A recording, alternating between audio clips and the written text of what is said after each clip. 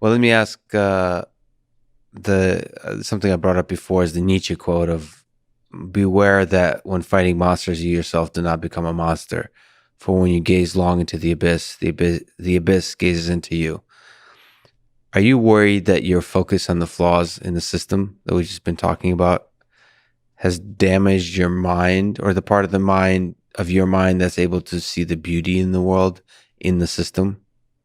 That because you have so sharply been able to see the flaws in the system, you can no longer step back and appreciate its beauty?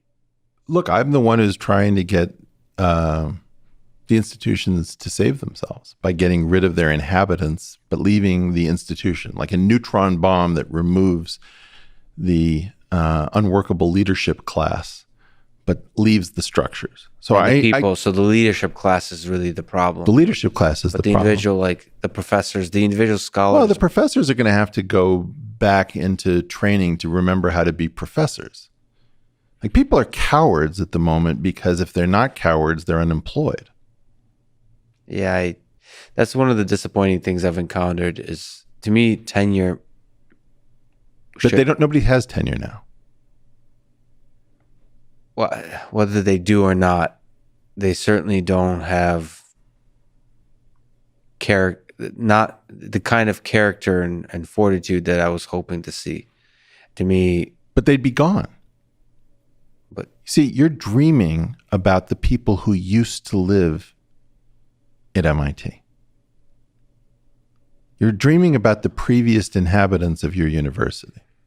And if you looked at somebody like, Isidore Singer is very old. I don't know what state he's in, but that guy was absolutely the real deal. And if you look at Noam Chomsky, tell me that Noam Chomsky has been muzzled, right? Yeah.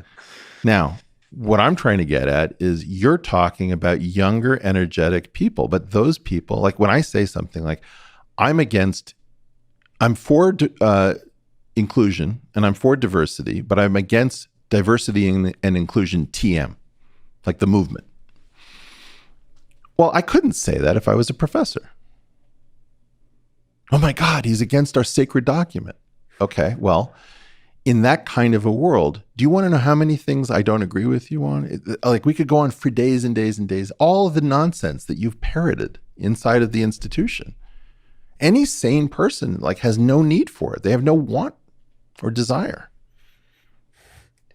Do you think you have to have some patience for nonsense when many people work together in a system? How long has string theory gone on for, and how long have I been patient?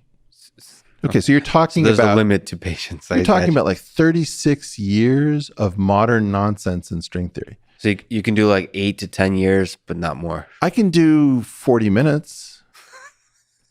This is 36 Well, you've done over 2 hours already. No, but I appreciate it. But it's been 36 years of nonsense since the anomaly cancellation in string theory.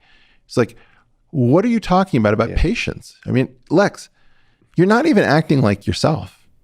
No, you're trying to stay in the system. I'm not trying. I'm trying to see if perhaps. So my hope is that the system just has a few assholes in it, which you highlight, and the fundamentals of the system aren't broken. Because if the fundamentals of the systems are broken, then I just don't see a way for MIT to succeed. I don't see how young people take over MIT. I don't see how... by inspiring us. The great part about being at MIT, when you saw the genius in these pranks, the heart, the irreverence. Yeah. It's like, we were talking about Tom Lehrer the last time. Tom Lehrer was as naughty as the day is long. Agreed? Yeah, agreed. Was he also a genius? Was he well-spoken? Was he highly cultured? He was so talented, so intellectual, that he could just make fart jokes morning, noon, and night. Yeah. Okay. Well, in part, the right to make fart jokes, the right to, for example, put a functioning phone booth that was ringing on top of the Great Dome at MIT has to do with we are such badasses that we can actually do this stuff. Well, don't tell me about it anymore. Go break the law. Go break the law in a way that inspires us and makes us not want to prosecute you.